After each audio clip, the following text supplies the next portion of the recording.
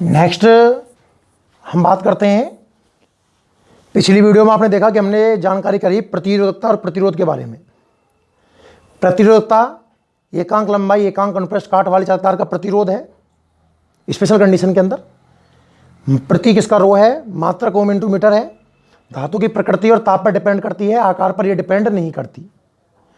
फिर हमने प्रतिरोध के बारे में पढ़ा कि चालक द्वारा धारा के मार्ग में जो रुकावट डाली गई उसे प्रतिरोध नाम दिया गया। प्रतीक इसका आर है, मात्रक इसका ओम है। विमा भी मैंने निकाली और मैंने कहा था आर का जो सूत्र, दो सूत्र बढ़े मैंने, आर बराबर बी अपॉन आई और आर बराबर रो एल बटा आई। और जो आर है वो बी और आई पर डिपेंड नहीं करता क्योंकि ये समानुपाती राशियां हैं। क्लियर है? एक क्वेश्चन ही मैंने आपको कल दिया था जिसका सोल्यूशन मैं आज इस वीडियो में बताने वाला हूं। क्लियर? आगे इसको बढ़ाते हुए बच्चों हम बात करें प्रतिरोध की निर्भरता। प्रतिरोध की निर्भरता कि भैया हमारा प्रतिरोध किन किन बातों पर डिपेंड करेगा। सुनना ध्यान से, काफी कंसेप्ट बनेंगे इसके अंदर। खैर अपने बोर्ड में इतना खास नहीं आता है, बाकी इसमें क्वेश्चन बहुत अच्छे बन सकते हैं।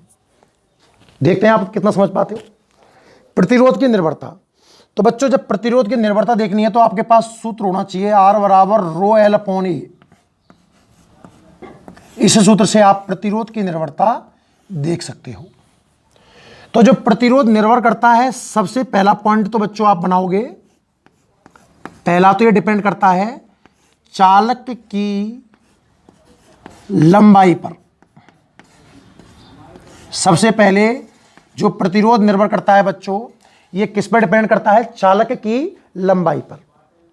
फॉर एग्जांपल्स, कोई चालक है, लोहे का तार है, प्रकृति फिक्स कर दी। देखो मैं जब लंबाई पर निर्भरता देख रहा हूं तो बाकी दो चीजें कांस्टेंट रखूंगा, एक को बदला करूंगा और दो कांस्टेंट रहेंगी।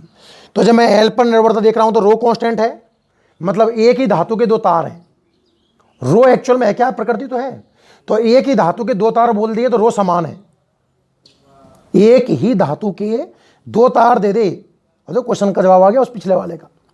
मैंने इस क्वेश्चन में दिया था कि एक ही धातु के दो तार थे। अब चाहे अनुप्रस्थ काट अलग हो, चाहे लंबाई अलग हो, चाहे समान हो, कुछ भी हो, प्रतिरोधकता तो एक जैसी होगी, तो उनका अनुपात एक आएगा। उस क्वेश्चन को और देखने वाला हूं बारीकी से। मैं फिलहाल देखना चाह रहा हूं कि प्रतिरोध किन किन बातों पर डिपेंड करता है बच्चों। तो एक तो मैं जानना चाह रहा हूं चालक की लंबाई पर। जब मैं लंबाई का अध्ययन करूंगा तो रो और एक कांस्टेंट रहेंगी। रो कांस्टेंट मतलब दोनों तार एक ही धातु के हैं, और एक कांस्टेंट मतलब उनका अनुप्रस्थ काट कैसा है? समान। लंबाई अलग अलग है, तो बच्चों आपको नजर आ रहा होगा कि जो प्रतिरोध है वो समानुपाती होगा लंबाई की। लंबाई बढ़ाओगे प्रतिरोध बढ़ेगा, लंबाई घटाओगे प्रतिरोध घटेगा। क्लियर? लंबाई दुगनी कर दोगे प्रतिरोध दुगना हो जाएगा, लंबाई आधी कर दोगे प्रतिरोध आधा हो जाएगा। पर रो पर कोई फर्क नहीं पड़ेगा। मैं आपसे यह कहूं, क्वेश्चन बनाऊं यहां पर, क्वेश्चन ओरली सुन लेना, आप चाहो तो नोट्स में लिख लेना यहीं पर, कि यदि किसी चालक तार को काटकर लंबाई आधी कर दे, लिख दूं क्वेश्चन है ना, अच्छे क्वेश्चन है, सबके ऊपर एक क्वेश्चन देखते हैं। क्वेश्चन ये है कि यदि चालक तार को काटकर लंबाई आधी कर दी जाए, लंबाई आधी कर दी जाए, तो प्रतिरोध तथा प्रतिरोधकता पर क्या प्रभाव पड़ेगा? क्या प्रभाव पड़ेगा? क्वेश्चन समझ में आया आपको? कि एक चालक तार है जिसको काटकर लंबाई कितनी कर दिया आपने? आधी। तो बच्चों प्रतिरोध और प्रतिरोधकता पर क्या प्रभाव पड़ेगा? क्या आंसर होगा इसका? कि आर समानुपाती एल के है, प्रतिरोध तो लंबाई के समानुपाती है। अब आप तार को काटकर लंबाई आधी कर रहे हो तो प्रतिरोध तो कितना हो जाएगा? आधा। पर प्रतिरोधकता पर कोई प्रभाव नहीं पड़ेगा, क्योंकि प्रतिरोधकता एक्चुअल में आकार पर डिपेंड ही नहीं करती है। तो आंसर आएगा बच्चों कि चालक की लंबाई काटकर आधी करने पर आधी करने पर प्रतिरोध आधा हो जाएगा, जबकि प्रतिरोधकता अपरिवर्तित रहेगी, अपरिवर्तित रहेगी। मतलब जो नया प्रतिरोध है आर डैश, वो तो पुराने का आधा हो जाएगा और रो डैश की वैल्यू रो ही रहेगी। बताओ सवाल समझ में आया कि नहीं आया? प्रतिरोध तो पहले प्रतिरोध का आधा हो गया और प्रतिरोधकता पर कोई प्रभाव नहीं पड़ा। क्यों नहीं पड़ा? क्योंकि प्रतिरोधकता आकार पर डिपेंड ही नहीं करती है। भाई लोहे का तार लेंगे, इसको काट के आप आधा कर दोगे तो लोहे का तो रहेगा, सोने का थोड़ी हो जाएगा। इसलिए प्रतिरोधकता पर कोई प्रभाव नहीं पड़ा। क्लियर? तो निर्भर करने वाले कारकों में बिल्कुल सरल तरीका है भैया, मैं बहुत ज़्यादा पढ़ने की कोई जरूरत नहीं है इसमें। आर बराबर रो एल बटाई, एक तो डिपेंड करता है लंबाई पर, लंबाई ऊपर आ रही है मतलब कैसा है, समानुपाती। लंबाई बढ़ाऊंगा प्रतिरोध बढ़ेगा, लंबाई घटाऊंगा प्रतिरोध घटेगा। कहानी समझ में आई? क्लियर एकदम बिल्कुल। दूसरी हम बात करें बच्चों, चालक के अनुप्रस्थ काट पर, चालक के अनुप्रस्थ काट पर दूसरा जो हमारा प्रतिरोध निर्भर करता है, ये कहां निर्भर करेगा? चालक के अनुप्रस्थ काट पर, उसकी मोटाई पर। चालक की मोटाई पर ये डिपेंड करेगा। कैसे डिपेंड करेगा? सोचो, व्युत्क्रमानुपाती है तो आर व्युत्क्रमानुपाती होगा एक ही। मोटाई बढ़ाऊंगा प्रतिरोध घट जाएगा और मोटाई घटाऊंगा तो प्रतिरोध बढ़ जाएगा। ऐसा ही क्वेश्चन यहां बन सकता है कि एक तार का अनुप्रस्थ काट दोगुना कर दिया जाए। मैं ओरली बोल रहा हूं, आप चाहो तो लिख लेना कि यदि किसी चालक तार का अनुप्रस्थ काट दोगुना कर दिया जाए तो प्रतिरोध और प्रतिरोधकता पर क्या प्रभाव पड़ेगा। क्लियर है? तो आंसर क्या आएगा? अनुप्रस्थ काट दोगुना कर दिया है, व्युत्क्रमानुपाती है, तो प्रतिरोध तो हो जाएगा आधा, प्रतिरोध तो हो जाएगा आधा और प्रतिरोधकता पर कोई प्रभाव नहीं पड़ेगा। तो खास नहीं है ये। खैर, पॉइंट नंबर 3 बच्चों, एक प्रतिरोध निर्भर करता है चालक की प्रकृति पर। किस पर? चालक की प्रकृति पर। रो पर डिपेंड कर रहा है ना। मतलब लोहे का प्रतिरोध कुछ और होगा, चांदी का प्रतिरोध कुछ और होगा, तांबे का प्रतिरोध कुछ और होगा। अब आप इसमें आप थोड़ा सा चलो चाहो तो लिख सकते हो चालक की प्रकृति पर कि जो रो है ना, रो चांदी सबसे कम, चांदी की प्रतिरोधकता सबसे कम होगी। फिर नंबर आता है तांबे का, फिर नंबर आता है स्टील का। ये कुछ क्रम है। मतलब जो हमारे घरों में जो तार बने हुए हैं, यह जो सर्विस लाइन बनी हुई है ना, जो खंभे लगे होते हैं घर के आगे, हम चाहेंगे कि इनमें प्रतिरोध कम से कम हो ताकि करंट लॉस कम से कम हो। तो ये चांदी के होने चाहिए थे एक्चुअल में। तो अब जब लोग इनको नहीं छोड़ते, ये जो नॉर्मल मतलब बने वायर बने हुए हैं स्टील वगैरह के, इनको नहीं छोड़ते, तो बच्चों चांदी कौन छोड़ता? आप बताओ। तो चांदी, उसके बाद तांबा। घरों में जो फिटिंग का वायर काम आता है वो तांबे का इसलिए होता है ताकि उसका रेजिस्टेंस कम रहे। इस तरीके से कुछ क्रम है इसके। पॉइंट नंबर 4, ये काफ़ी इंपॉर्टेंट है और इसको हम डिटेल में आगे पढ़ने वाले हैं। पॉइंट नंबर 4 है बच्चों, चालक के ताप पर, चालक के ताप पर। किस पर डिपेंड करता है? चालक के ताप पर। मैं बात कर रहा था किस चीज की, कि प्रतिरोध किन किन बातों पर डिपेंड करता है। तो एक तो बच्चों प्रतिरोध डिपेंड करता है किस पर? लंबाई पर। दूसरा डिपेंड करता है अनुप्रस्थ काट पर। तीसरा डिपेंड करता है प्रकृति पर और चौथा डिपेंड करता है ताप पर। ठीक है? ताप के बारे में भी एक लाइन, अभी ताप को डिटेल में तो पढ़ना ही है, पर फिलहाल मैं ये जानना चाह रहा हूं केवल कि ताप बढ़ाने पर प्रतिरोध बढ़ेगा या घटेगा और ऐसा क्यों होगा। तो आप सोचिए, जरा ध्यान लगाइए, दिमाग लगाइए आप। देखो, कल लेके सूत्र आया था, वो मैं यहां पर लिख देता हूं थोड़ी देर के लिए, कि चलो उस सूत्र को थोड़ी देर बाद लेता हूं, दूसरे के समझाता हूं। आप ऐसे सोचिए कि हमारे पास ये चालक है, यहां समझाता हूं ना। हमारे पास कोई चालक है, ठीक है, इसमें बहुत सारे इलेक्ट्रॉन है, सोचना ध्यान से। अच्छा, ये धनसरा मान लिया, ये ऋणसरा मान लिया, इधर इलेक्ट्रिक फील्ड मान लिया। अब इलेक्ट्रॉन तो ऋण सिरे से धन सिरे की ओर जाएगा, इलेक्ट्रॉन तो ऋण सिरे से धन सिरे की ओर जाएगा भाई, ठीक है ना। अच्छा देखिए, जब इलेक्ट्रॉन जा रहा है तो मैंने कहा था कि इलेक्ट्रॉन की टक्कर होती है। इलेक्ट्रॉन क्या होती है? टक्कर। इलेक्ट्रॉन चला, पहले यहां टकराया और फिर यहां टकराया, और दो टक्कर के मध्य का जो समय है, इसे बच्चों मैंने कल नाम दिया था श्रांति काल। क्या नाम दिया था? श्रांति काल। इलेक्ट्रॉन चला स्लो 5 की स्पीड मान लो, एक टक्कर, दो टक्कर, इस दौरान मान लो 2 सेकंड का समय लगा। इलेक्ट्रॉन जब चल के आया तो पहली टक्कर और दूसरी टक्कर, अरे कुछ भी समझ लो समझने के लिए, श्रांति काल 2 सेकंड है।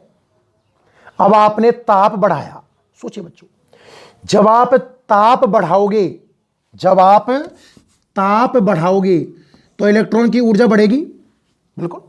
ताप बढ़ाओगे तो इलेक्ट्रॉन की ऊर्जा बढ़ेगी, और इलेक्ट्रॉन तीव्र चलेगा, मतलब तेज चलेगा पहले से। पहले इलेक्ट्रॉन मजे लेके चल रहा था ऐसे, डिचिक डिचिक, ऐसे टक्कर हुई।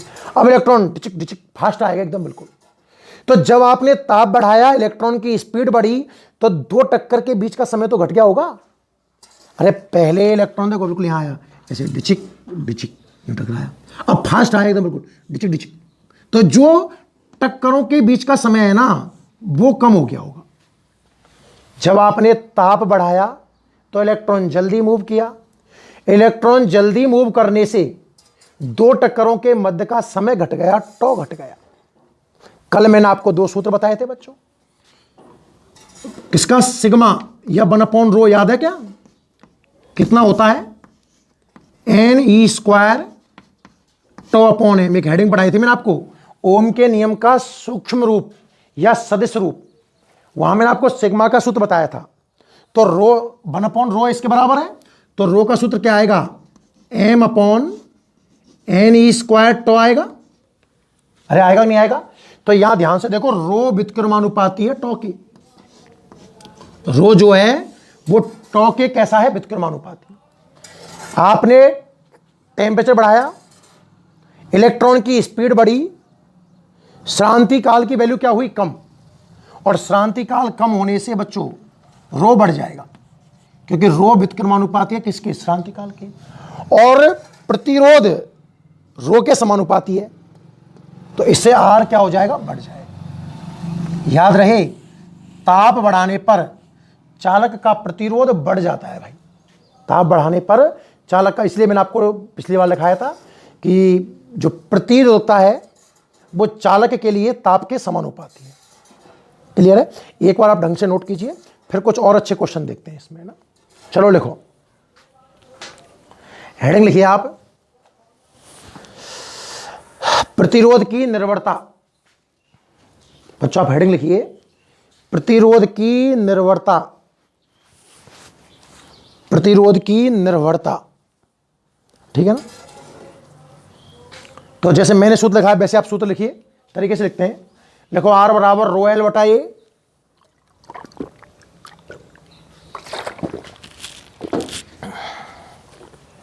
हेडिंग है मेन तो प्रतिरोध की निर्भरता, R बराबर ρl/A, ठीक है।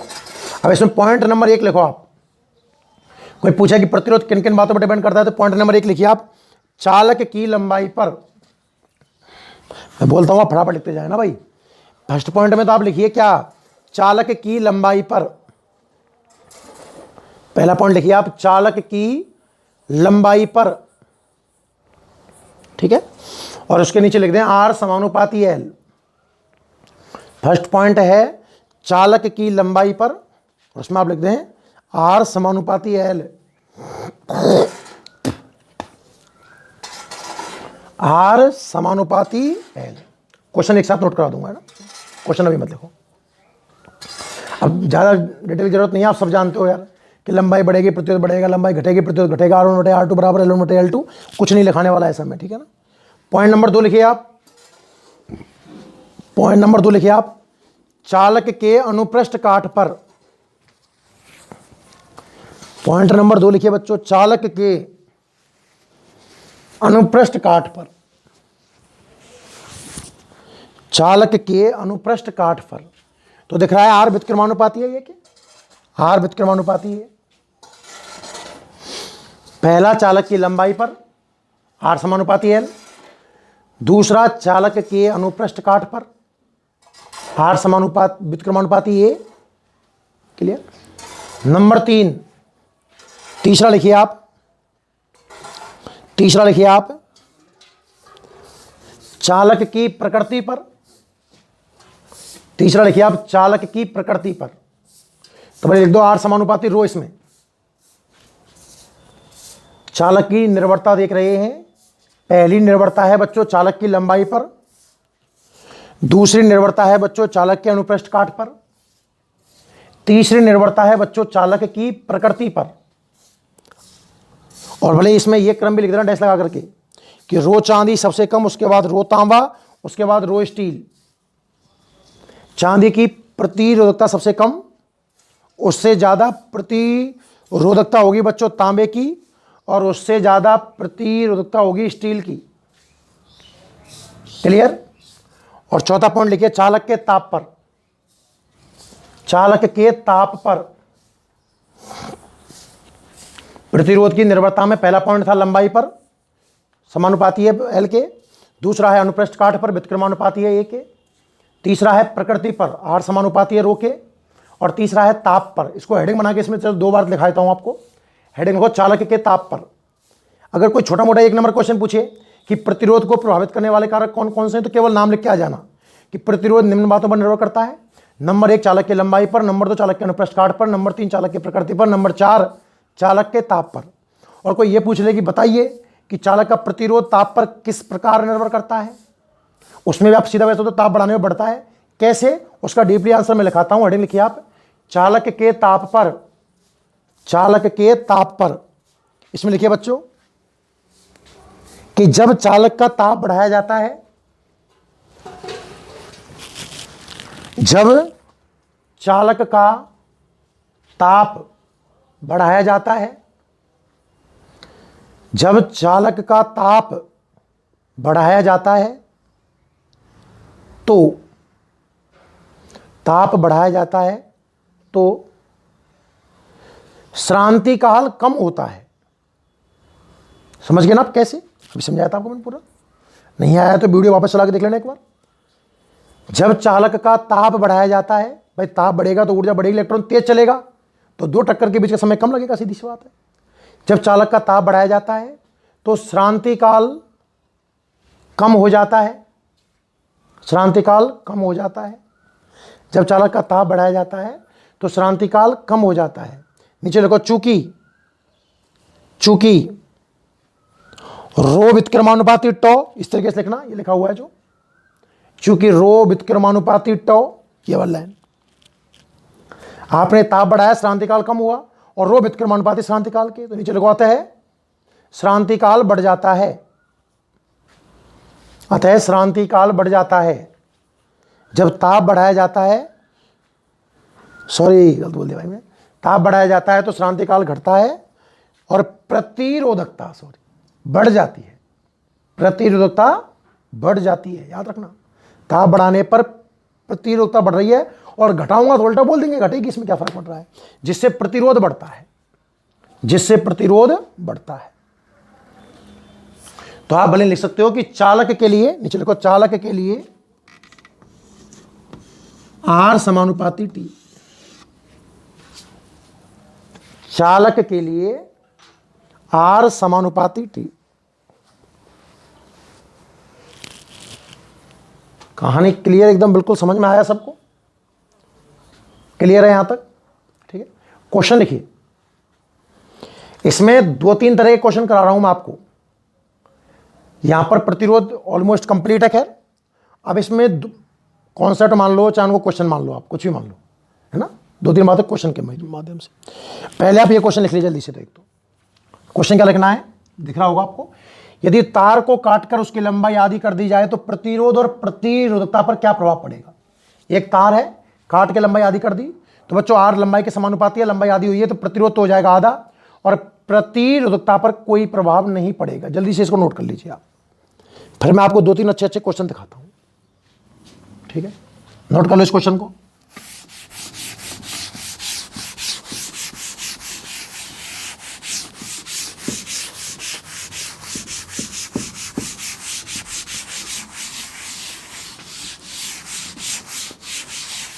ठीक है भाई, क्वेश्चन देखना आप अगला ध्यान से, कुछ अच्छे अच्छे कंसेप्ट जोड़ते हैं। क्वेश्चन यह है बच्चों कि यदि किसी चालक को खींचकर, यह कि चालक है कोई भी, हमने उसको खींचा, यदि किसी चालक को खींचकर उसकी लंबाई, अब यूं बताओ, जब चालक को खींचोगे तो लंबाई बढ़ेगी कि घटेगी? ये भी कुछ पूछने वाला क्वेश्चन है। अगर हम चालक को खींचेंगे तो लंबाई तो बढ़ेगी, जाहिर सी बात है ना। तो क्वेश्चन ये कह रहा है कि जब चालक को खींचकर उसकी लंबाई n गुना कर दी जाए, याद रहे बच्चों n पूर्णांक है, जैसे तार है l लंबाई का, उसको खींचकर आपने दुगुना कर दिया 2l लंबाई का, 3 गुना कर दिया 3l लंबाई का, 4 गुना कर दिया 4l लंबाई का। तो मैं जनरल क्वेश्चन लिखा रहा हूं, ये n की वैल्यू कुछ भी हो सकती है, यहां पर 2 3 4 5 1.5 गुना 3 गुना कुछ भी पूछ ले, कोई फर्क नहीं पड़ेगा, है ना। यदि चालक को खींचकर उसकी लंबाई n गुना कर दी जाए तो प्रतिरोध तथा प्रतिरोधकता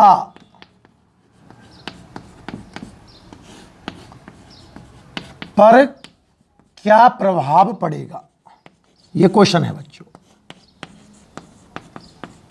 अच्छा क्वेश्चन है, ध्यान से देखिए, सोचो जरा आप 1 मिनट इस क्वेश्चन के बारे में कि हमने क्या किया, एक तार लिया, उस तार को खींचा और खींच करके जो उसकी लंबाई है वो कितनी कर दी, n गुना। अब n का मान यहाँ क्वेश्चन के अकॉर्डिंग चेंज हो जाएगा भाई, 2 गुना हो जाए 3 गुना हो जाए कुछ भी हो जाए, इस बात से कोई फर्क पड़ने वाला नहीं है। तो आप तो ये बताइए कि प्रतिरोध पर क्या प्रभाव पड़ेगा और प्रतिरोधकता पर क्या प्रभाव पड़ेगा, सोच पाए कुछ? देखिए, आपने एक तार को खींचा बच्चों, अब देखो यहां से कुछ बच्चे कह रहे होंगे साहब ये कौन सी बड़ी बात है, तार को खींचकर लंबाई n गुना कर दी, और अभी आपने कहा था कि प्रतिरोध तो समानुपाती है लंबाई के। देखना आंसर, ये तो बड़ा सरल सवाल है भाई कि सर देखो आपने कहा था अभी R समानुपाती है L के, कहा था भाई, मैंने बिल्कुल सही कहा था कि जिस अनुपात में लेंथ चेंज होगी उसी अनुपात में प्रतिरोध चेंज होगा।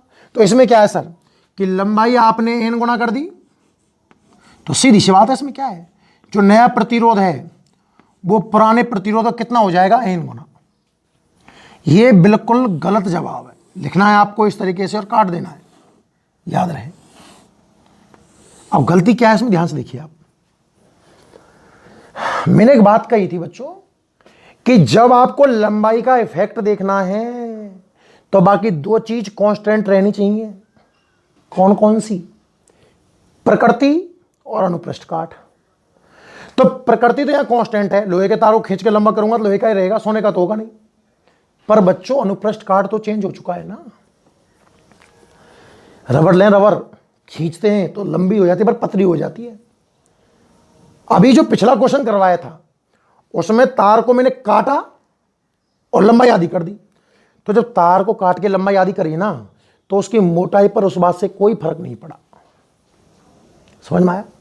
पर यहां जब आप खींचकर लंबा कर रहे हो बच्चों तो लंबाई बढ़ेगी और अनुप्रस्थ काट कम होगा। मेरी बात समझो आप, देखो इस तरीके से सवाल कराता हूं मैं, क्या सुनना, इसका आंसर लिखाऊं, ये तो आप काट ही देंगे, मतलब इस तरीके से नहीं होगा ये क्वेश्चन, है ना। फिर कैसे होगा ये क्वेश्चन भाई, आप मान लो, पूरा ढंग से सॉल्यूशन लिखता हूं कि माना चालक की लंबाई L तथा अनुप्रस्थ काठ कैपिटल A है,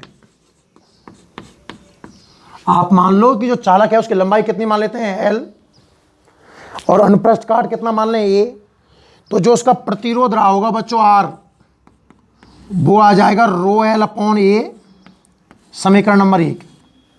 ये बात समझ में आई ना कि भाई आपने एक तार लिया, आपने उस तार को खींचा, खींच के आपने उसको लंबा किया। तो जब आपने उसको खींच के लंबा किया तो पहले लंबाई L और अनुप्रस्थ काट A मान लिया, तो पहला प्रतिरोध तो हो गया ρL/A। अब बात करें नई स्थिति में, देखो जो L डैश है नई लंबाई, वो हो गई बच्चों n गुना पुरानी लंबाई की। पुरानी लंबाई कितनी है L, उसका n से गुना कर दिया।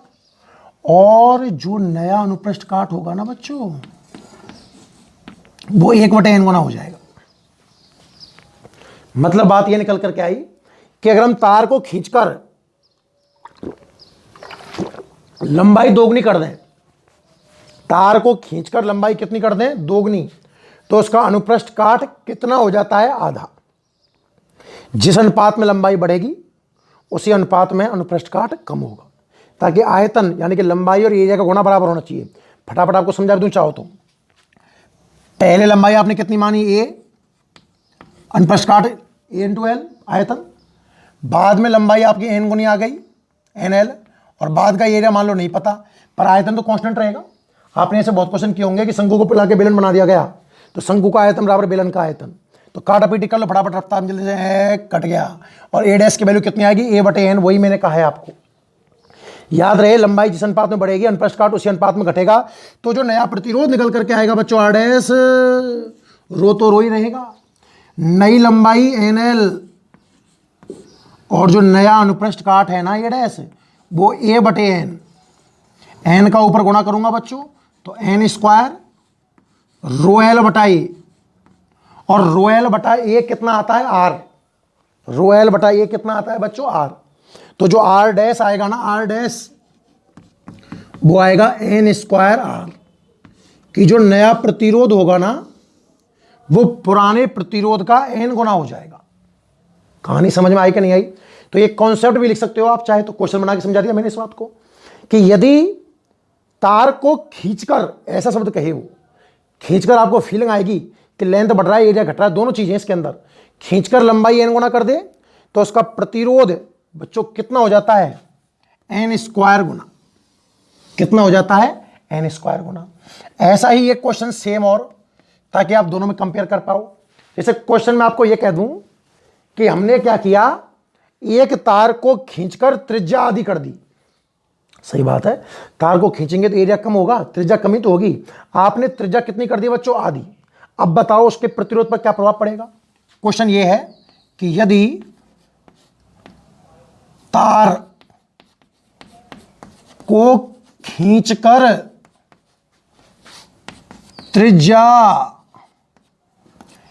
1/n गुनी कर दी जाए, 1/n गुनी कर दी जाए, तो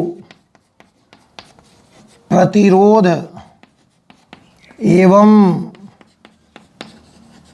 प्रतिरोधकता पर क्या प्रभाव पड़ेगा।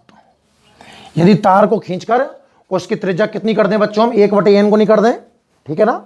तो अच्छा, यहां पर जो प्रतिरोधकता रहेगी बच्चों, ये तो प्रतिरोध के बारे में दो बताने थे ना, पर रो डैश पर कोई इफेक्ट नहीं पड़ेगा, पता है ना, क्योंकि प्रतिरोधकता तो भैया आकार पर डिपेंड ही नहीं करती है, छोटा बड़ा कैसा ही कर लो, रो तो रो ही रहेगा, उस पर कोई इफेक्ट पड़ने वाला नहीं है।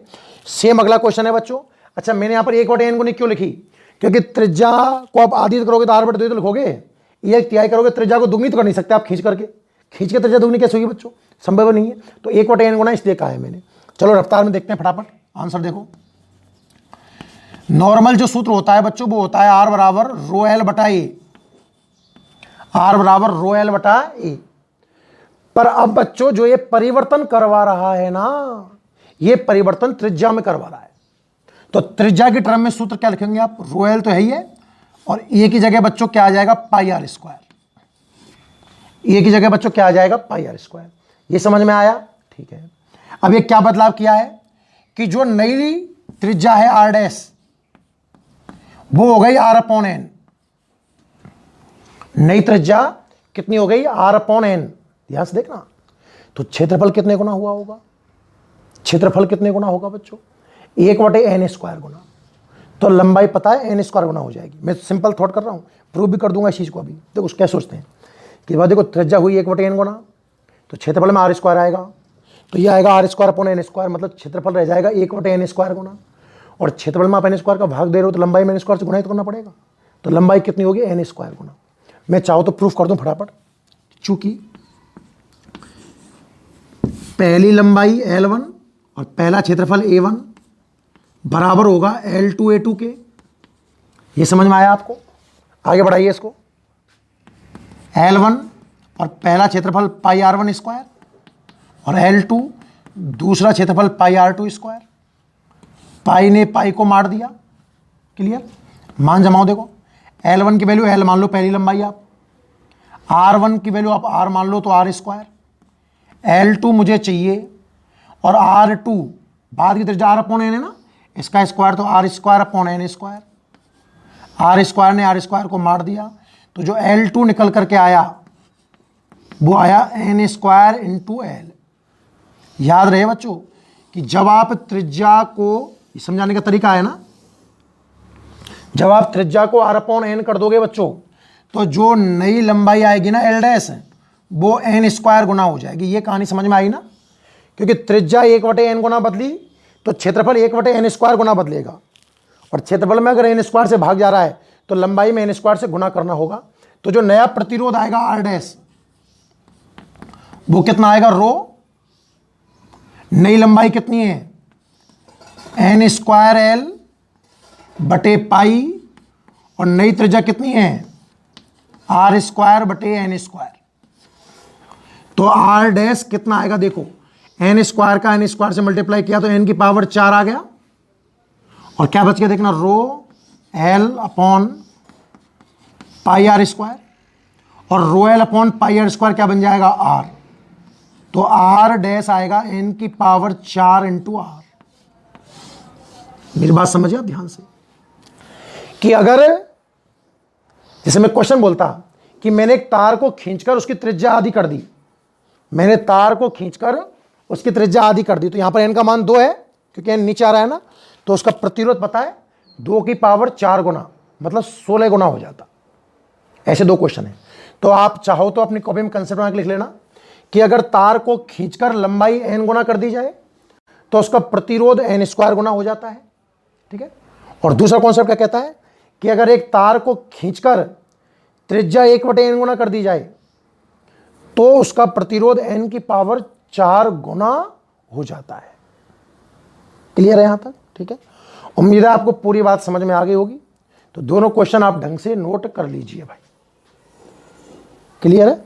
जल्दी लिख लो। चलो, तो आज के लेक्चर में यहीं तक। एक क्वेश्चन दे देता हूं, ये आप स्क्रीन पॉज करके ढंग से लिख लेना। उसके बाद मैं आपको एक क्वेश्चन दे रहा हूं जिसका जवाब आपको कमेंट बॉक्स में लिखना है। क्वेश्चन नोट करो।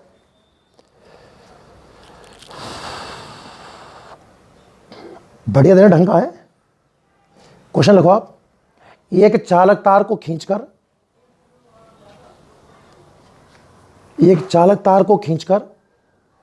त्रिज्या